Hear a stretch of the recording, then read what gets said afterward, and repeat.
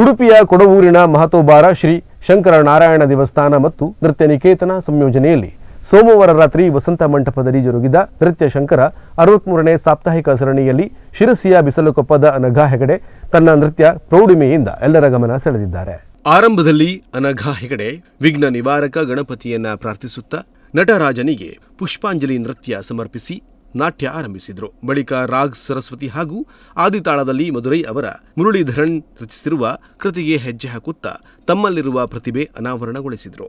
ವಿಷ್ಣುವಿನ ಮಹಿಮೆ ಸಾರುವ ದಶಾವತಾರದ ನೃತ್ಯ, ಶಿವತಾಂಡವ ನೃತ್ಯ, ರಾಮಾಯಣ ಕಥೆ ಆಧಾರಿತ ಕನಕದಾಸ ರಚನೆಯ ಏನೆಂದಳೇನೆಂದಳು, ನಿನ್ನೊಳು ಸೀತೆ ಹನುಮಯ್ಯ ಹಾಡಿಗೆ ನೃತ್ಯ, ದೇವಿಯ ಮಹಿಮೆ ಪ್ರಶಂಸಿಸುವ ರಕ್ತ ಬೀಜಾಸುರನ ಸಂಹಾರದ ನೃತ್ಯ, ಅಂತಿಮವಾಗಿ ತಿಲ್ಲಾನದಲ್ಲಿ ರಾಗ ವೃಂದಾವನಿಯ ಮತ್ತು ಆದಿತಾಳದಲ್ಲಿ ಡಾಕ್ಟರ್ ಎಂ ಬಾಲಮುರಳೀಕೃಷ್ಣನ್ ಅವರ ಸಂಯೋಜನೆಯ ನೃತ್ಯ ಪ್ರದರ್ಶಿಸಿದ ಅನಘಾ ನೃತ್ಯ ಕಲಾ ಪ್ರೌಢಿಮೆ ಪ್ರದರ್ಶಿಸಿ ಗಮನ ಸೆಳೆದರು.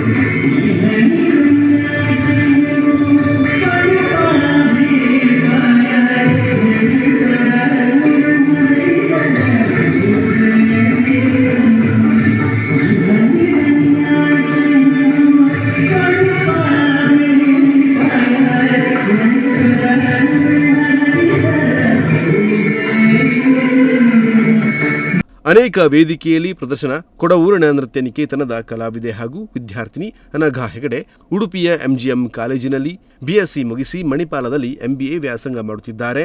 ಬಾಲ್ಯದಲ್ಲೇ ನೃತ್ಯದ ಕುರಿತು ಒಲವು ಹೊಂದಿದ್ದ ಈಕೆ 6ನೇ ವಯಸ್ಸಿನಿಂದಲೇ ನೃತ್ಯ ನಿಕೇತನ ಸಂಸ್ಥೆಯ ವಿದ್ವಾನ್ ಸುಧೀರ್ ರಾವ್ ಕೊಡವೂರು ಮತ್ತು ವಿದೂಷಿ ಮಾನಸಿ ಸುಧೀರ್ ಅವರಲ್ಲಿ ನೃತ್ಯಾಭ್ಯಾಸ ಮಾಡುತ್ತಿದ್ದಾರೆ.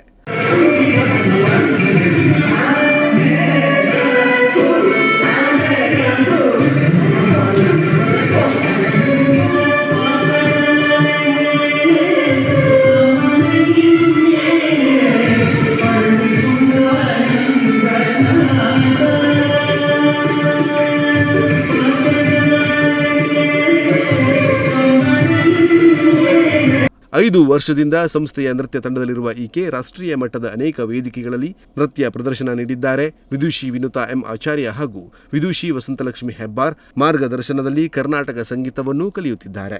2022ರಲ್ಲಿ ಭರತನಾಟ್ಯದ ಶ್ರೀ ವಿದ್ವತ್ ಪೂರ್ಣಗೊಳಿಸಿದ್ದು, ಇದೇ ಸೆಪ್ಟೆಂಬರ್ 23ರಂದು ಅಂತಿಮ ವಿದ್ವತ್ ಪರೀಕ್ಷೆ ಬರೆಯಲಿದ್ದಾರೆ. ಈಕೆ ಉತ್ತರ ಕನ್ನಡ ಜಿಲ್ಲೆಯ ಶಿರಸಿ ಬಿಸಲಕೊಪ್ಪದ ಶ್ರೀ ಲಕ್ಷ್ಮೀನಾರಾಯಣ ಹೆಗಡೆ ಹಾಗೂ ವಿದ್ಯಾ ಹೆಗಡೆ ಪುತ್ರಿಯಾಗಿದ್ದಾರೆ.